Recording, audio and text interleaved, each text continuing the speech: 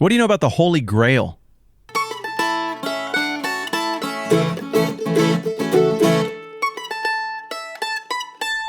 Indiana Jones, that's about it. Like, it's a cup that Jesus drank out of at the Last Supper, and it's not fancy, according to Indiana Jones.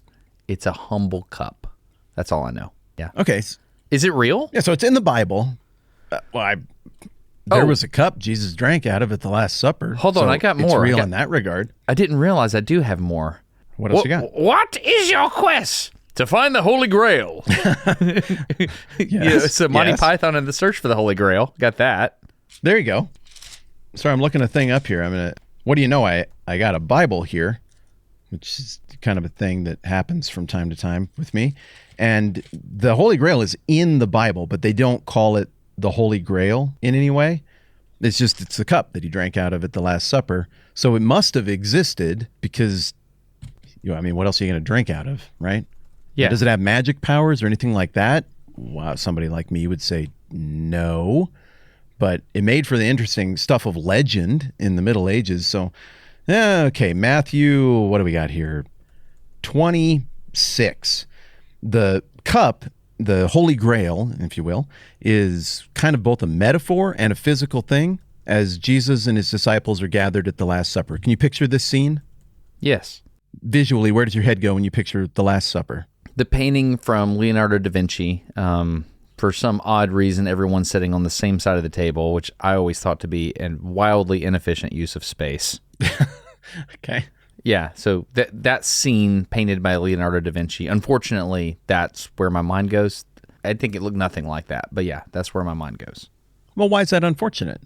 Well, it's like when you read a book and then you watch the movie, and then you can't go back and imagine it the way the book was the first time you read it, because you have a character and a face associated with it now, whereas you didn't before. It's like that. Yeah, okay, that makes sense. I don't know that I feel like it's unfortunate. I don't know. It's trying to capture the spirit of a moment. That painting is in Milan. Did you make it up to Milan when you were in Italy? Did you see the Last Supper? No, I did not. I didn't know it was there. Wow. Yeah, it's pretty beat up. I think they've tried to do some restoration on it, but there's been a bunch of copies and stuff. So you can get a pretty good sense of what the painting is like. But what does the painting evoke for you? What is the scene? Oh, it's in the upper room. You've got the 12 disciples, and you got Jesus in the middle. And visually, the painting by Da Vinci is set up so that Jesus is the focus of attention. But you have several things happening on the outsides. Some people are leaning into Jesus. Some people are having little sidebar conversations. I don't know, but it feels like an upper room. It feels like a cozy place. I've never thought about the tableware. Is there a cup on the table? There's a lot of stuff on the table. There's a bunch of little hidden things. It looks like maybe there's a bag of money next to Judas. And does Judas maybe have a knife like tableware sitting right by him too, maybe? He looks all sneaky and dark.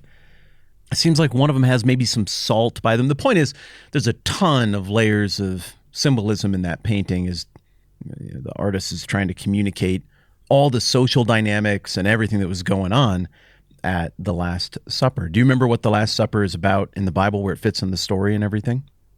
Yeah, it's right before he gets captured in the garden and he's about to be crucified. He's basically talking to his disciples right before everything goes down. It's a big deal.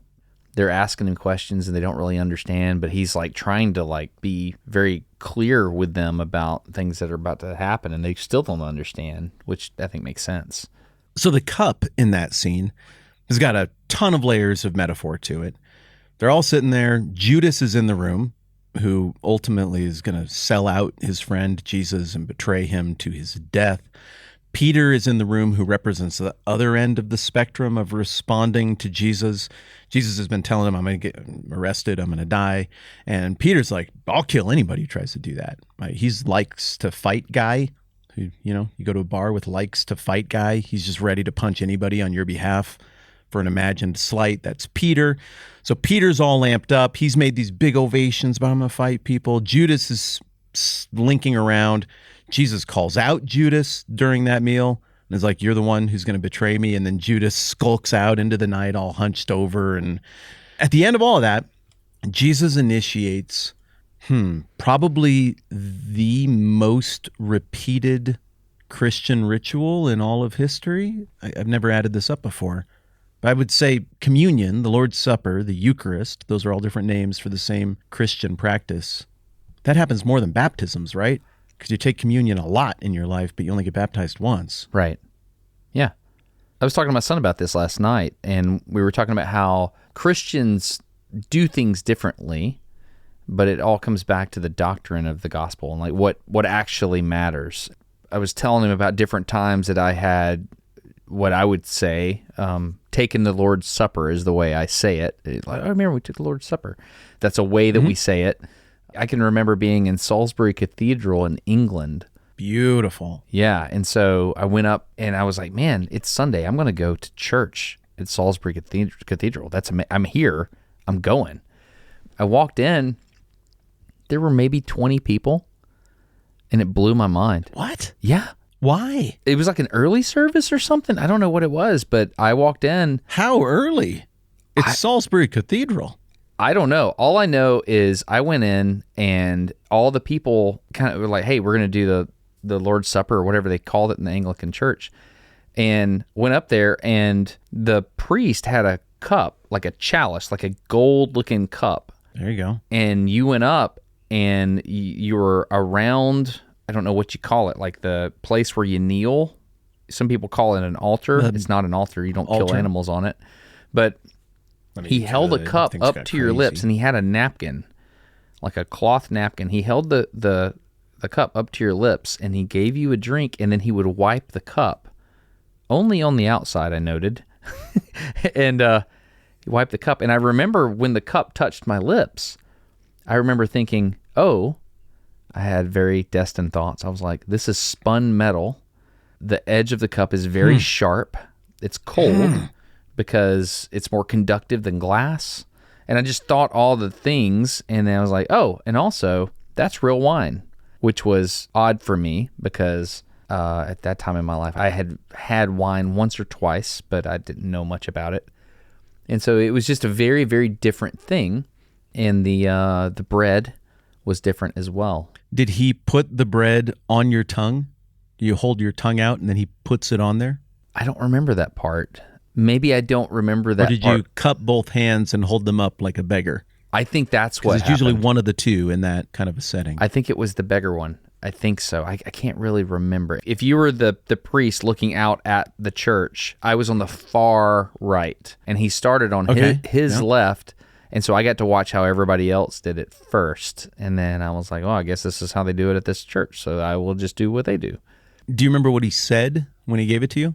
No. I remember it was similar to what I had heard in a Methodist church, the body of Christ broken for you. The blood of Christ shed for you. Yeah, both of those. Yeah, I've heard that at the Methodist church, but I don't know if I remember him saying that at Salisbury Cathedral. It's interesting that they said that at a Methodist church. There are kind of two views of communion among Christians. One is that there is an actual physical, metaphysical transformation of the elements that happen. The churches that tend to have fancier buildings and more of a church hierarchy tend to be the ones that would say there is a unique prayer by a uniquely appointed priest with the unique authority of the church, and it causes this transformation. Yeah, I remember you made a video about this. It starts with a T, Transubstantiation. Transubstantiation, yeah. Yeah, your video on that was really interesting because the mechanics of that fascinated me. Like, if this actually is the body, then what do you do with it when you don't eat it all? What do you do with it? Yeah. Right. Yeah. And then the other view is that it's symbolic and there is no miraculous transformation in the moment, but the miracle happened with the life and death and resurrection of Jesus, and by what has been transformed in the heart of the Christian believer, and then you take communion to remember that. So in those high church, fancier church settings where they believe in the transformation thing, they will tend to say, this is my body. A lot of their altars will say, this is my body, like as a way to say, that bread has been transformed. This literally is the body of Christ. Christ is present. And as weird as it sounds, You are ingesting that. Churches like the one you go to, the altar will tend to say something different. Do you remember what it says? Do this in remembrance of me. There you go. Yeah, and this isn't a hard rule, but they will tend to emphasize what Jesus said at the Last Supper when he had the Holy Grail right there in his hand, where he's making the point that this is in remembrance. It's a memorial to this thing that occurred. Yeah. And so then therefore the napkin, the cloth or whatever that was on that chalice that you were served communion from at Salisbury Cathedral, which must have been amazing, that served two purposes. One was just sanitary, to clean up the mess. I mean, I don't know, people are drinking out of a thing that could be a little sloppy or whatever. The other is to make sure that none of that transformed wine, which metaphysically has become the blood of Christ, gets lost or squandered or spilled on the floor. You wouldn't want that. So those kind of churches show great care to make sure that it's all taken care of. So, historically there are different views on that, but pretty much all Christians would look at the Bible. Matthew 26 is one of the places where it's recorded. And they would look at this scene that the Last Supper is a depiction of and be like, all right, there was this thing and Jesus initiated it and it's very powerful and it's something that Christians are to do moving forward. And the scene goes like this. Is it all right if I... Yeah. Can I just read it? Yeah. Okay. When evening came, Jesus was reclining at the table with the 12, and while they were eating, he said, I tell you the truth, one of you will betray me. So this is, it's a weird meal. There's quite the dynamic.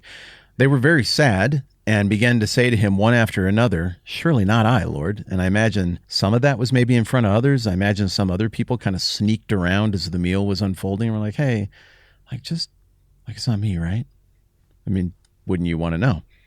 So Jesus replied, the one who's dipped his hand into the bowl with me will betray me. The Son of Man, that was a term that Jesus used for himself, will go just as it is written about him. But woe to that man who betrays the Son of Man. It would be better for him if he had not been born. Then Judas, the one who would betray him, said, surely not I, Rabbi. And Jesus answered, yeah, it's you. And I just think that's so, yes, it is you. Oh, dang. Also, he had already made the deal at this time. He'd already gone and met with the people who wanted to kill Jesus and made a swap and worked everything out. So he knew dang well it was him. At any rate, while they were eating, Jesus took bread, gave thanks, and broke it, and gave it to his disciples, saying, take and eat. This is my body. And that part that I'm reading right there, for people who haven't, in the third chair, have never been around church, it's just going to feel like old Bible-y sounding language. To people who have been around church, that's probably the first part that I read where your autopilot kicked on and you're like, oh, I've heard that one a lot. Yep. So the first thing in communion is that you take the bread, and then the second thing is that you take the wine or the cup. So it goes on, it says, then he took the cup, gave thanks, and offered it to them, saying, drink from it, all of you. This is my blood of the covenant, which is poured out for many for the forgiveness of sins. I tell you, I won't drink of this fruit of the vine from now on until that day when I drink it anew with you in my Father's kingdom. And when they had sung a hymn, they went out to the Mount of Olives, and then that's where Jesus ends up getting betrayed and arrested and off to the cross. And that's how the whole story plays out. Theologically, this is all really important in terms of Christians don't just believe that forgiveness is a nice thing. I think everybody believes forgiveness is nice. Christians believe the forgiveness of God actually does something, actually works. It actually makes it as though you didn't screw it up in the first place in the eyes of God. And what Jesus is alluding to here is kind of the centerpiece idea of Christianity, that there is forgiveness for what you screw up and what's wrong with you, that there is redemption. But it wasn't just a hand wave. It wasn't like, oh, God just decided to blow it all off. There was an actual punishment that was paid. Christians just believe that that was paid by Jesus because it's too great a burden for Christians or for anybody to bear. And so then this part is really important when you understand that to the whole history of everything about being a Christian and Christianity, because this is kind of where it all started to come into focus with what Jesus was doing, going to the cross, and the idea being that forgiveness would come through what Jesus would do. So in light of that, it makes sense that people would be really interested in that relic, that cup. So when you think of the Holy Grail, like what does it look like? Could you draw it? Yeah, I'm going to draw it for you right now on this sheet of paper right here. Just a second. This is only going to take a minute. If we were doing Pictionary and we were at a party and I drew this right here, This is risky. Just like this. How is this risky? Do you think I'm going to do something? Yes. You think I'm going to do something offensive and this is going to be subversive? Well, you're wrong. If I drew that and we were playing Pictionary. Yeah. It looks like a goblet with Would you guess Holy Grail? Jewels on it with like some glowy ness behind it. Glowy lines? Yeah. Yeah, and you might guess Holy Grail. Like if I was trying to get you to guess Holy Grail, I would draw that, and then I would draw a fedora and a whip. I don't know what that means. And then you would piece it together, right? No. A fedora? No. Oh, Indiana Jones. Yeah. Yeah, I think it would. So when I think of the Holy Grail, I think of something that looks like a goblet like that, but it's made of clay, and it's not even glazed. Like it's just like rough clay, which is interesting because you brought up the Da Vinci painting, right? And you said that it was in there, but don't look it up. Do you know what it looks like in the painting? Because I pulled up the painting. I think it looks more like what you picture. Yeah. I don't remember it looking fancy. Yeah, we're both wrong. I remember it looking... What does it look like? It's nothing like what you or I just described on the painting. Is it just like a cup? Just a boring little cup? What do you think it's made of? I think it'd be made of clay. No, it's not. Like pottery. No, it's not. Well, earthenware. No. What is it? That's what I thought too. But what is the thing where you think a thing is a certain way, but it's actually another one? Wrong. It's called wrongness. Look at the picture. What is that? It's glass. It's glass. It's a glass drinking cup on Da Vinci's... Like you'd get at Target. Yeah. It's nothing like what I thought. Oh, you just did the thing to me like... Oh, there is a name for this. What is it? It's when everybody thinks a thing is a certain way. Yeah. But you're all wrong. Like the Fruit of the idea Loom. that the comedian Sinbad made a movie called Shazam, where he was a wizard that a kid discovered in the back room It's not of like Bader the janitor's Meinhof, closet right? at his school. No, that's like where you buy a Dodge Caravan that's white and you've never seen one in your whole life, and then now you see them everywhere. Bader Meinhof is when you become aware of a thing and immediately you see it everywhere and notice it all the time. Dunning-Kruger, that's the one where you think you know everything, but you don't. I don't know. Yeah, the thing I'm talking about is where people imagine that there's a cornucopia in the Fruit of the Loom logo, but there's not. There is.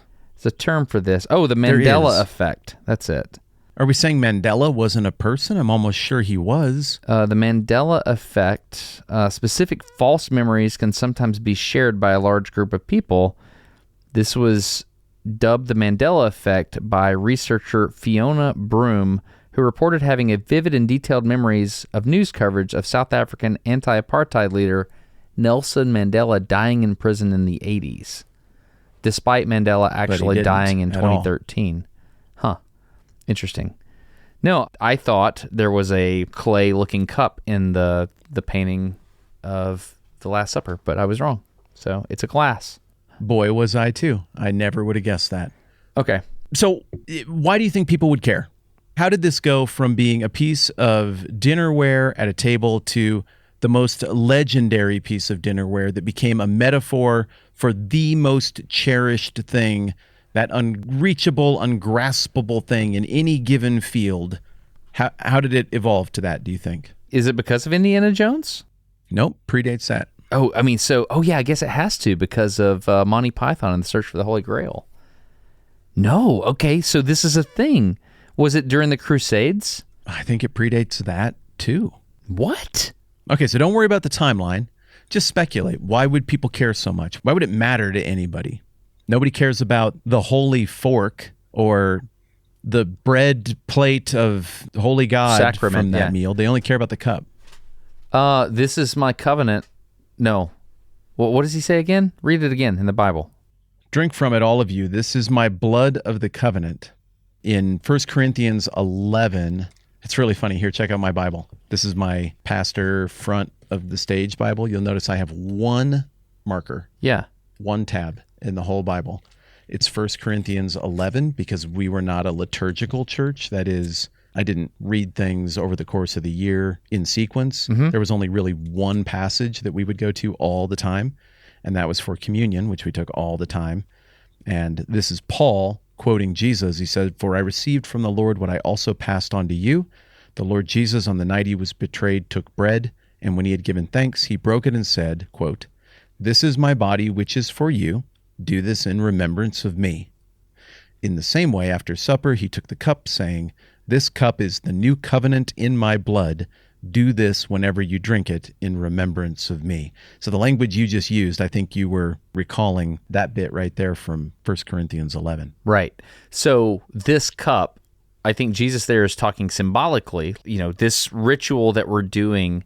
So I imagine there were people all around the table when they were doing the Last Supper, and they all had cups. I don't think it was like my experience in Salisbury Cathedral where there was literally a cup, this cup. I mean, that's the way I've always read it. Oh, interesting. So you don't imagine Jesus going around with that exact cup and having everybody take a drink, or passing it around the table and everybody drinking from that same cup? You imagine it being more like a, sounds bad, it sounds sacrilegious, but like a toast? Kind of, yeah. I mean, that's how I kind of imagined it, but I mean, if it's this cup. I mean, it says he offered the cup to them, though. So yeah, you're right. My brain would go to the same thing. I would picture kind of a toast, like everyone like drank Vikings. from your wine with a flagon. cup. Yeah, skull. I mean, it definitely says he took the cup, gave thanks, and offered it to them. Okay, yeah. So, I mean, he might have served each one of them. Yeah. Yeah, it's interesting to kind of visualize it because you just don't do it that often. Yeah. Huh. So why the cup? I mean, because it was this moment. Like, it was like, hey, we're about to do this. This is, I mean, the covenant was about to happen in a very real way. And that was the decision point. That was the Rubicon, kind of. Maybe? I don't know. You asked me a question I don't know the answer to. I'm just spitballing here. Well, remember a few years ago, we did an episode on the World's Fair in Chicago, Columbian Exposition.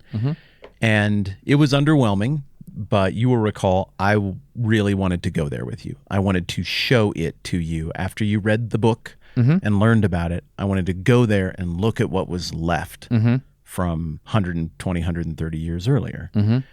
And then, kind of matching that energy, you gave me a gift. Do you remember what that was? Yeah. I gave you a badge from one of the police officers there at the World's Fair.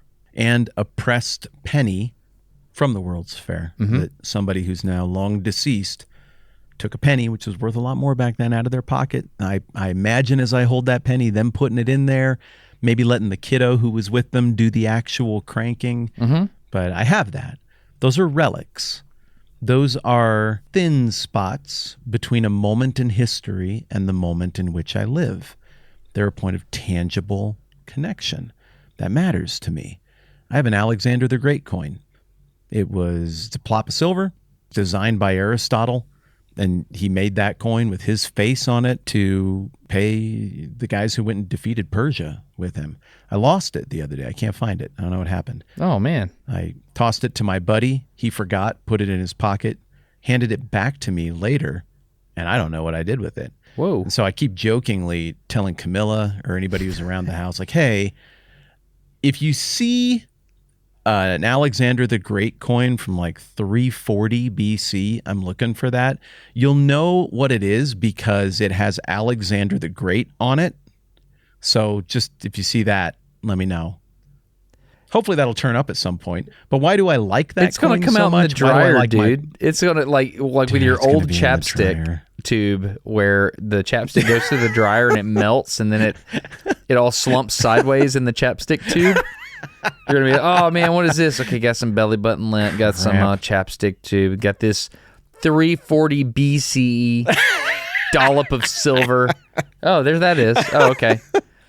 Oh, that's nice to have that back. Yeah, you're absolutely right. All ground down and ruined. Yeah. That's going to happen. I'll have to find another one someday, I suppose. Or it's going to be in some jean pocket for some pants that I can only wear when I'm at my most skinny in mid-August.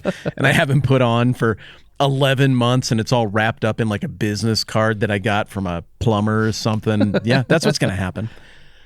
It'll turn up. I'm confident. But Why do I like that stuff? Why do I have that Pontius Pilate coin? Why do I have coins minted by Caesar Augustus? And because I want those points of connection. Why do we keep stuff from childhood we don't need, or stuff from dead people who we loved who've passed on? I don't need grandma's salt shakers that are shaped like owls, but I love her and I miss her, and there isn't much tangible there left anymore. So you keep it as a point of connection. It reminds you that it was real and that it really happened. And the more significant that item is in the story, the more somebody's going to value it and want to keep it around. Well, this might be the most significant item ever in a lot of people's minds. Like, what would be a better relic, a better point of connection with the thing that, the majority of the planet has believed was the incident that gives them any hope of meaning or life after death, or being reunited with the people they've lost, or having their sins forgiven. This is pretty big stuff we're talking about. What would be a bigger item that could still be out there that you could find? Can you think of anything? Specifically with regards to Jesus of Nazareth. Specifically, yeah, let's just game it out. What would be a cooler thing that you could touch and hold? I don't think cool is the word, but I would say the nails that held him to the cross. Okay, and we have those. What? Yep, there are about 15,000 of them. What do you mean? Well, people lied. There's a lot of lying about relics. Okay, yeah.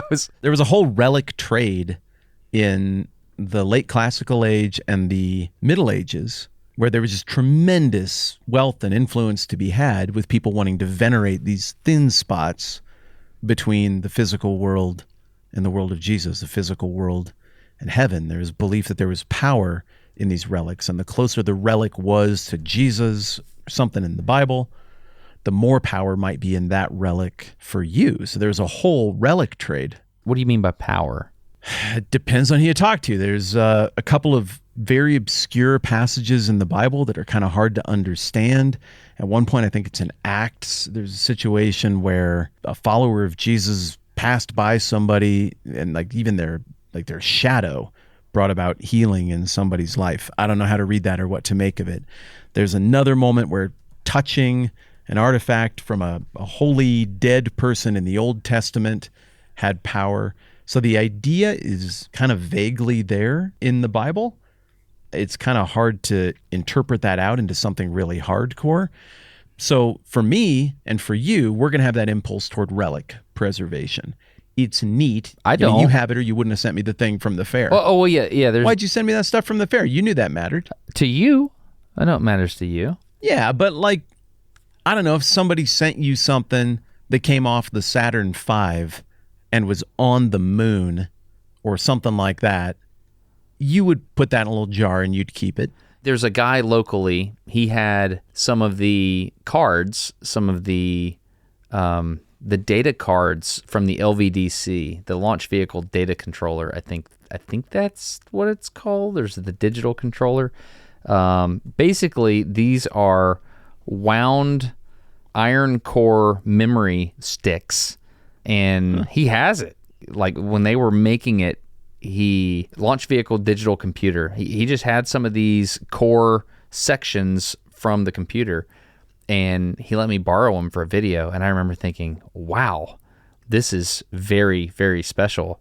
And so I remember when I took it back to him, I buckled it up in my truck. I put it in the passenger seat and I buckled it.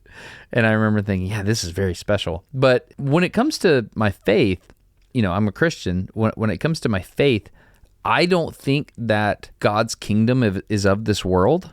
And so I don't face a certain direction when I pray. I don't feel like I have to be in a certain location when I pray. That was the whole thing that Jesus was doing. He was giving us direct access. Yeah. I remember being in Italy and being in the cathedral in Siena, and there was beautiful art in there, and it made me think, very, very interesting thoughts. But I remember going to the basement, and they had, I think it was in Siena, they had this cross, and inside the cross, it was really small, it's about a foot tall, there were a bunch of little windows. Little tiny windows. They look like pillboxes. And I was like, what on earth is this? And I looked real close, And inside that little cross, it would say like 52, and you'd go down, you look at the little legend at the bottom, it says 52. This was threads from whatever, or, down here, this is a lock of hair from Peter, or, this was a piece of the heart of St. John the Baptist, just whoever. Dang. Whatever it was all these different things. This is a piece of the cross. This is the piece of the cross that Jesus was crucified on. And I remember thinking, okay. I guess what I'm saying is I understand the thin spot. So you didn't believe any of that? I did not, no. Why not? Why don't you think those things are actually what they are purported to be based on that legend in Siena? There was a really interesting, mostly because of money and influence, and I have the special thing and you don't kind of stuff. But I say that to you, and I'm surrounded by pieces of photography film of things that I've collected, because I think that's, it's more verifiable. I don't know. I'm kind of a hypocrite here, because when it comes to my faith, that stuff, I don't know. It's like, so this is a piece of the spear that killed Jesus. What do you do with that information? I don't know. Well, it can get crazy. For starters, one thing you can do with that information, going exactly off of what you just said and that off-the-cuff example, the spear that killed Jesus, when they called it the spear of Longinus, I think. Wait, what's the name. It called? It's a thing? The spear of Longinus, Longinus. Oh, okay. Maybe? I didn't know that was a thing. I know, it's all off the cuff. I'm probably wrong. Yeah. But I'm pretty sure in the First Crusade, during the siege of Jerusalem, so this would be, in the 1090s, they bogged down and they were discouraged because sieges are just horrible. And somewhere in the midst of that, somebody, in a clearly transparent effort to just rally the troops, was like, hey, everybody, don't lose heart. I just was digging over here, and craziest thing, remember when Jesus got crucified? Yeah, it turns out the spear that stabbed him in the side, it was just buried over here. I found it. So that was definitely it. That's the one. It wasn't any of the other spears that ever existed back then, or a more recent spear. That was definitely the one. And then in almost this Mount Sinai golden calf kind of moment, some people propped it up and some of the crusaders worshipped it, which I'm pretty sure you're not supposed to do Bible-wise, but they did. And then they had ordeals because some people doubted the spear. Again, I haven't read about this for 20 years, so I'm sure my facts aren't exactly right. But they had to do like ordeals, trials to figure out if the spear was real or something. And they didn't pass the trial. Like, again, Monty Python, she's a witch. Yeah. Kind of, if you can withstand being burned for 15 minutes, then you were telling the truth. Right. Wow, kind of feels like the burden of proof has already been shifted here a little bit. Yeah. And they didn't pass the ordeal or something like this. And so then it was determined to be a fake, or I don't know, man. I think the famous video game legendary sword called, I don't ever know how to pronounce it, Joyeuse, Joyeuse. It's a regal sword of the French nobility. Okay. I think the claim is that that sword is made from the melted down spear of Longinus, and it's now this like jeweled kind of rapier kind of sword that is in the French royal treasury. I could be butchering everything. I have nothing in front of me, but this feels like it's the gist of this thing. Even if I'm kind of close on this, you brought up the question, what do you get out of it? What would happen? Well, crazy things can happen. It isn't always this beautiful thin spot between now and the past, or now and heaven. When people encounter or purport to have a relic, it can go straight to Crazyville and cause some pretty fanatical expressions, but even really non-Christian expressions of worship and action among Christians. And that's just one of many examples. You're making a face.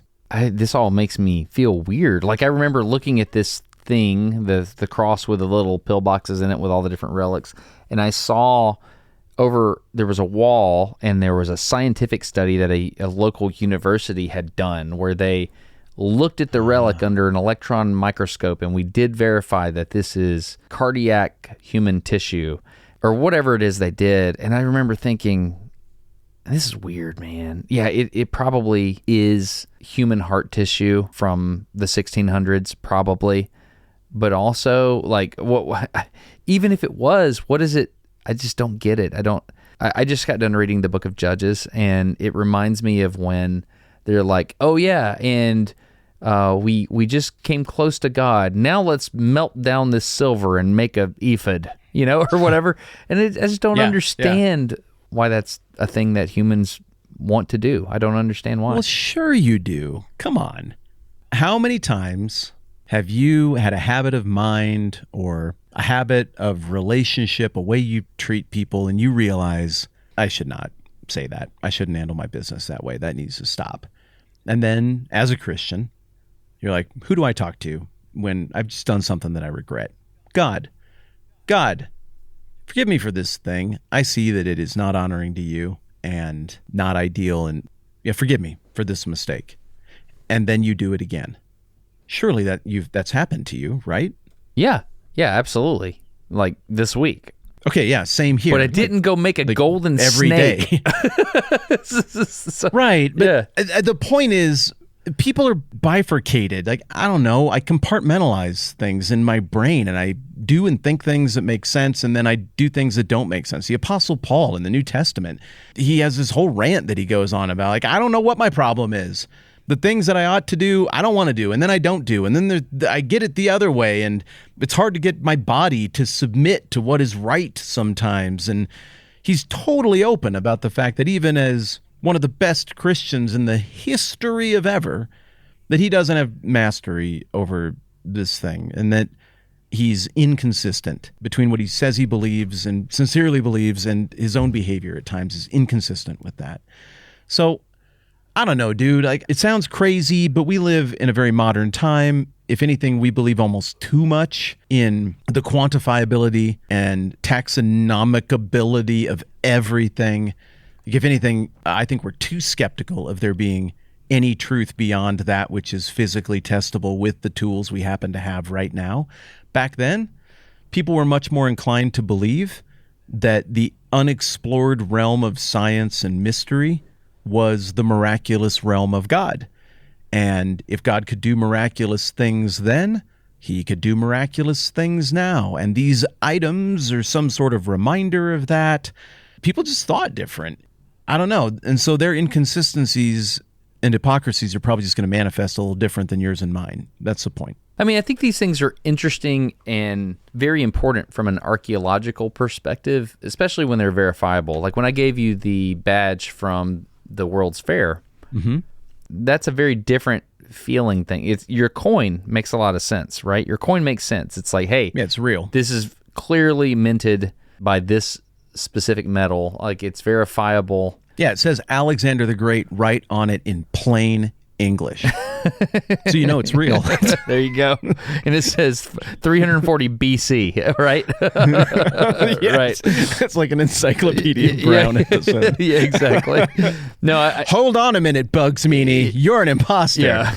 No, I think it's I think those things are interesting, but I think so you asked me about the Holy Grail. Where are you going with that? No, you're getting right at exactly what I'm picturing, which is this question. I feel the same tension you do with old stuff. I'm probably more attracted to it than you are. But for me, the question of verifiability is really important.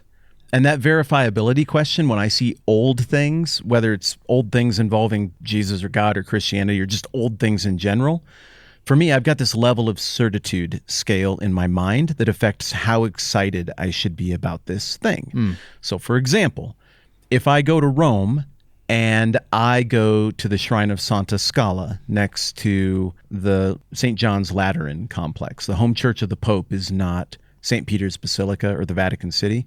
The Pope is the Bishop of Rome, and the capital church where the Bishop of Rome presides is St. John's Lateran. And on that compound, the mother of Constantine, Helena, in the 300s AD, went to Jerusalem with a whole bunch of money and all the authority of Rome and was like, I want that, I want that, I want that, I want that, and we're bringing them all back to Rome with us. And she grabbed a bunch of things from Jesus' times, including the stairs to Pontius Pilate's palace.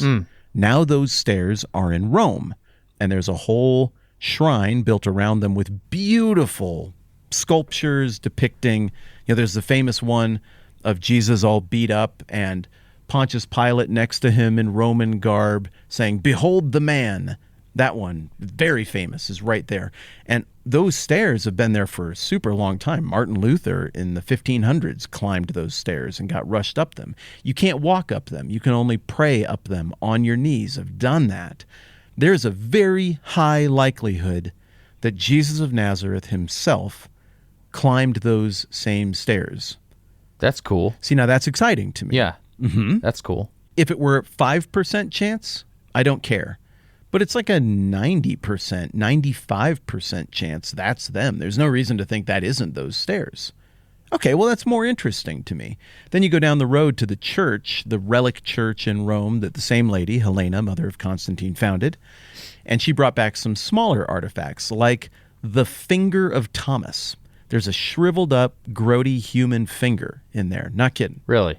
You know stuff about the Bible. Why would that particular pointer finger of Thomas be a big deal? Because it was thrust into the side of Jesus. Where the spear of Longinus stabbed Jesus in his side, the finger of Thomas later was like, "I'm not going to believe it until I touch it." And Jesus is like, "Cool, put your finger in my wound."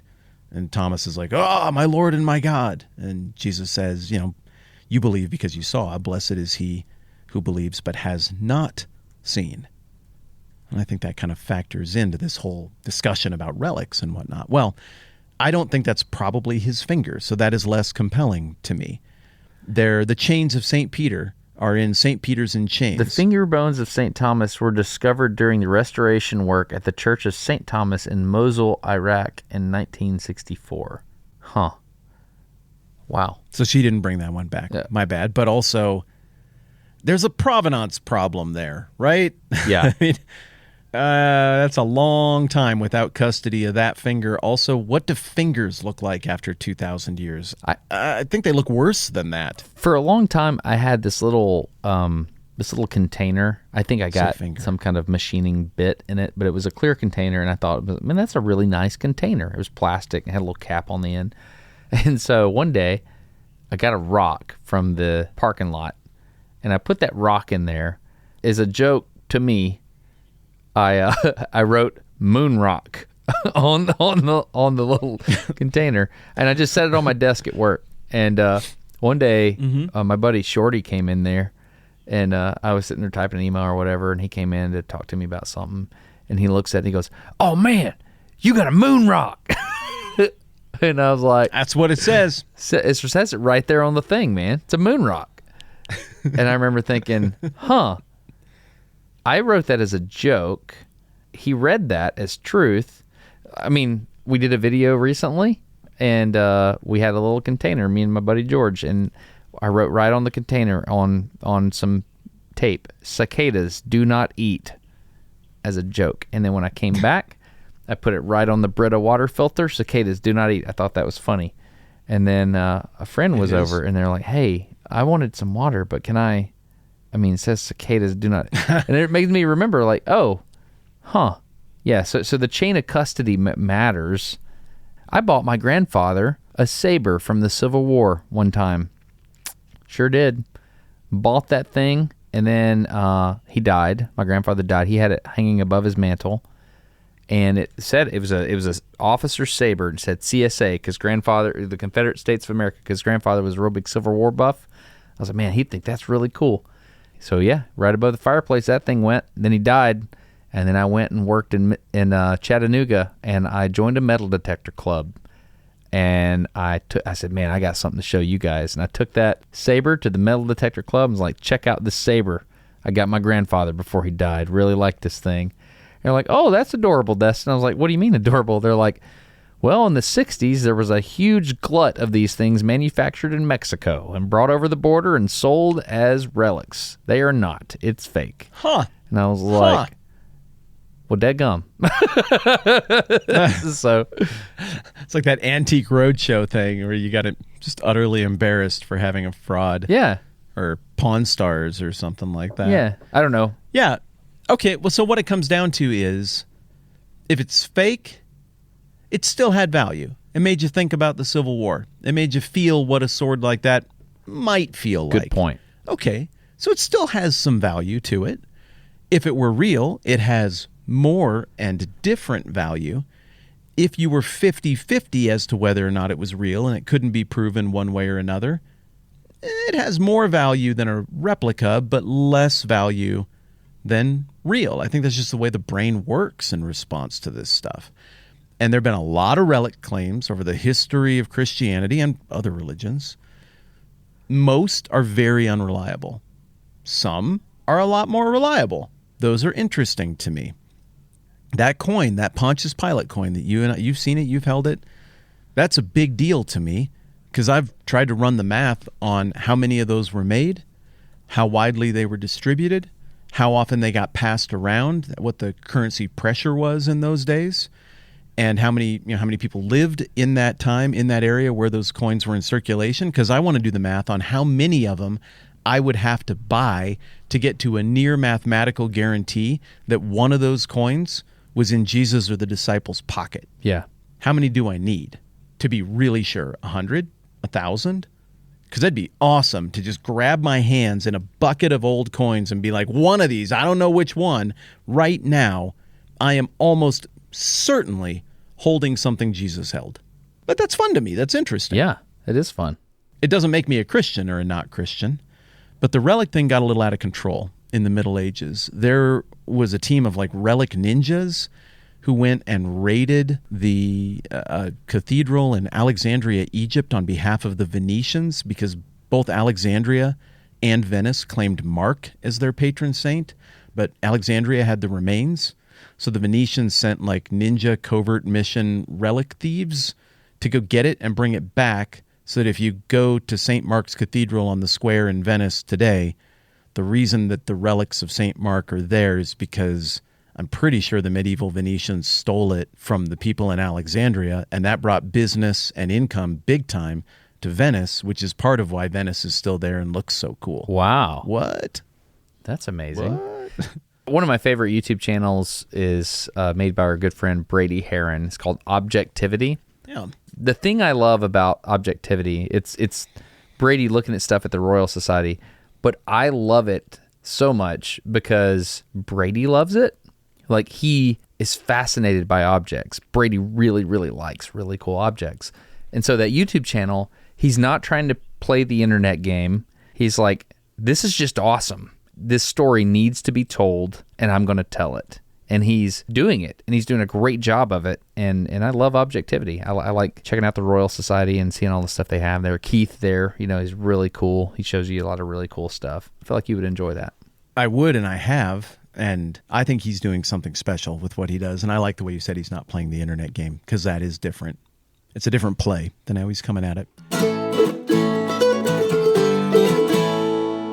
In light of all of this, going back to this question, can you think of something that would be more tangible and more impressive than the cup that Jesus had at the Last Supper? If you knew it was real, what would be the coolest thing that, one, could survive until today, survive the elements, that is, and that, two, would have the most meaning?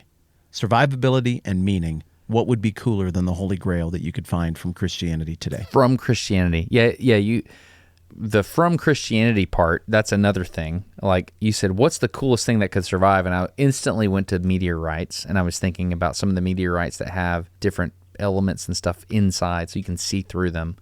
But then you said that could survive, and then you went, what was the second thing you said? Survivability and significance. Significance. That was another one. Yeah, that's a hard one. Significance to humans.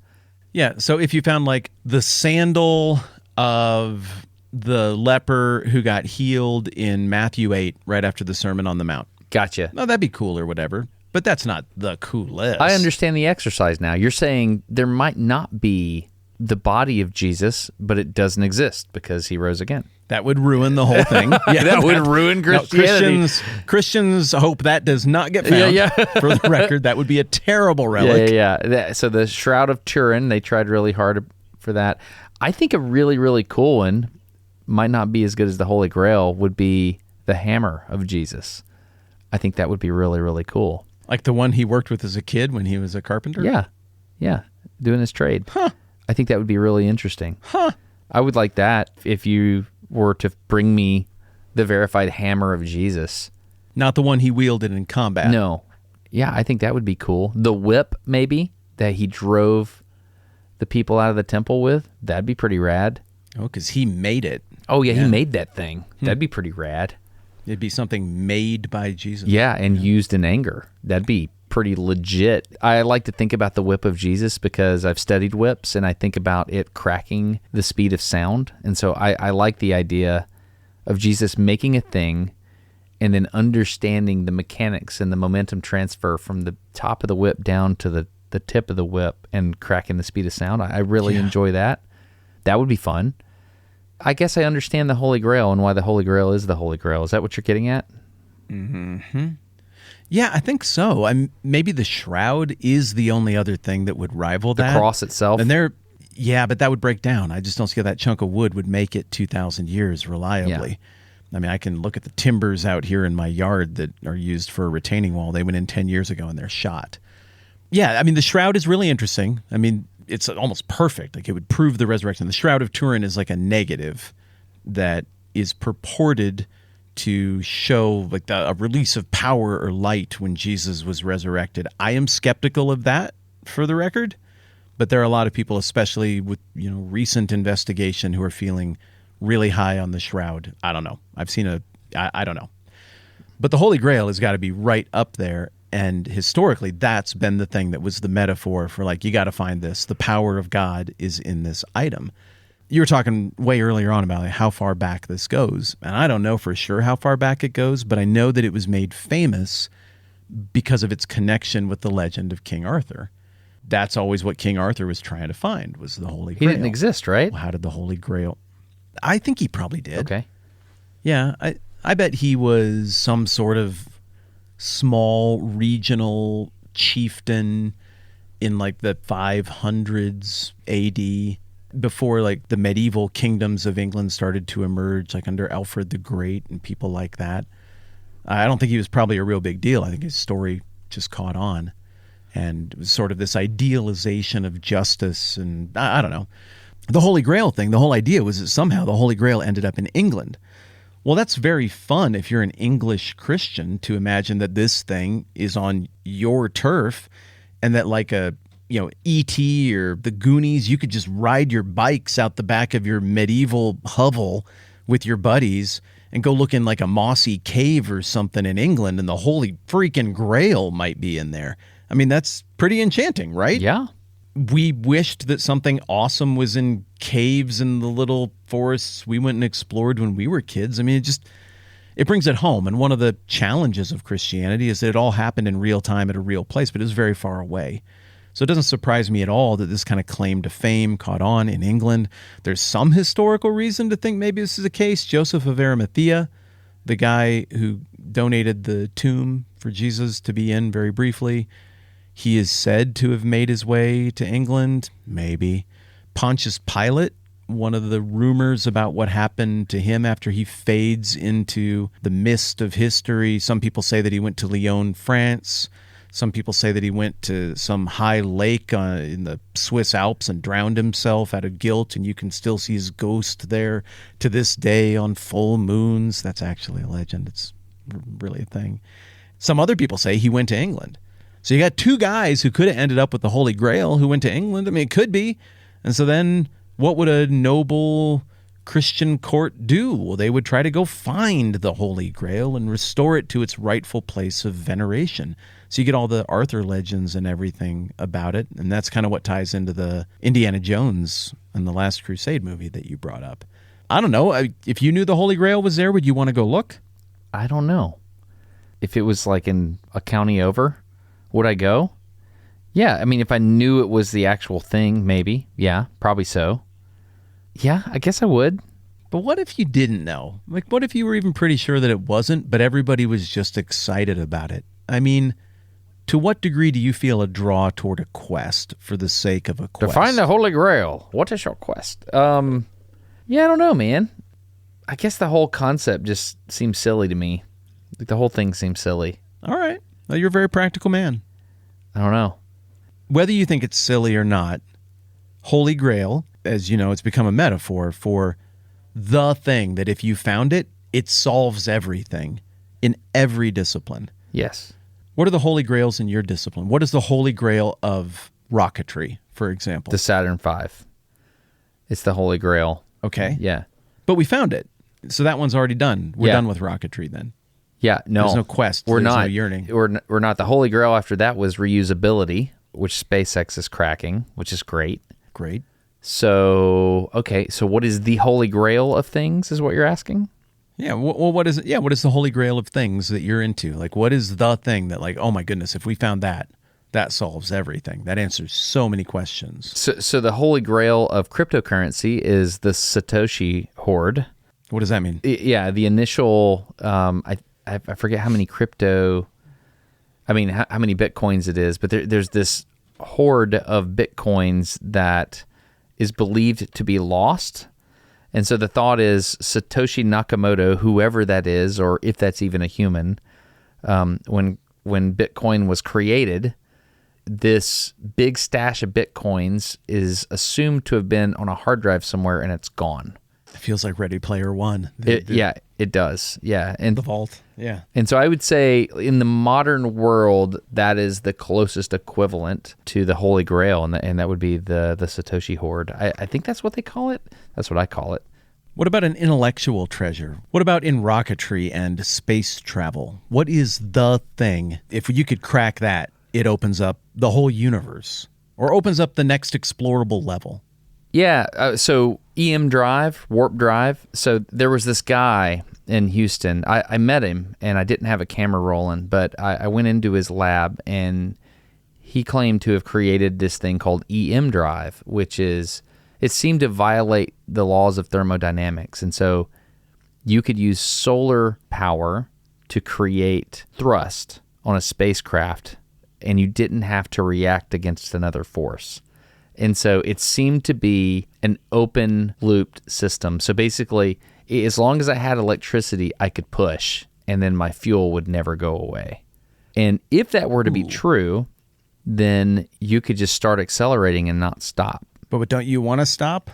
Well, I mean, yeah, but you could just go towards the speed of light, And so it would make interstellar travel possible. It would greatly decrease the time required to get places. It would open up a lot of things. And so warp drive, like Star Trek, warp drive and EM drive, things like that. That is, I remember looking at it was a microwave device and a horn, and I said, can I look at the data? And so we were sitting there talking about it, and he was showing, you get this many micronewtons of thrust. And I was like, okay, I'm seeing that. And I remember thinking that the way it ramped up and cooled down, I remember thinking, this looks like an instrumentation offset. I haven't read much about EM drive lately, but I never read what came out of that. But I remember being fascinated by it. I ultimately decided not to make a Smarter Every Day about it at the time because I didn't understand it enough, and I didn't want to make a video about something that might not be true. And so I rolled the dice on that one. But I think warp drive would be huge. It would unlock so many different things. If we could unlock, and there are several scientists that have claimed to have done this, gravity repulsion technology. There is a scientist from Huntsville, Alabama. She was I'm going to get so much of this story wrong, but there was a scientist that was working on anti-gravity technology back in the 90s, and she just went away. She's just gone. And so there's a lot of people that talked about what happened to the gravity lady. Let me find her name. Uncovering the Huntsville Business Journal, uncovering the mystery of Huntsville's brilliant anti-gravity scientist. Dr. Ning Lee's son talks about his mom's career and legacy along with the internet's obsession with her so-called disappearance. So I don't know. I don't know anything about that, but I do know that if you could somehow create a force without expending a fuel, that's the Holy Grail of rocketry. What's the Holy Grail of archaeology? I guess that's the Holy Grail, isn't it? No, or it'd be like finding all the books of the Bible intact, like the scrolls from Paul, right? Oh, my goodness. Oh, yeah. An original autograph of the Bible, of anything from the ancient world, would be unbelievable. I can't think of any originals from that far back. I would think anything that we have now, someone deemed important and copied it. And it got copied a lot if we still have it now, be it Caesar or Homer or Marcus Aurelius or the Apostle Paul. Somebody thought it was important and copied it. And the closer to when it was originally written that copy dates, the more important people of that time likely viewed it to be. Because it takes a lot of copies of the same thing written on paper or parchment to make the trip thousands of years into the future. You got to have X number in order for one to even have a chance of partially surviving. So no, an original autograph of the book of Galatians would be mind-boggling. I was reading in Joshua the other day, and there was a book referenced in Joshua.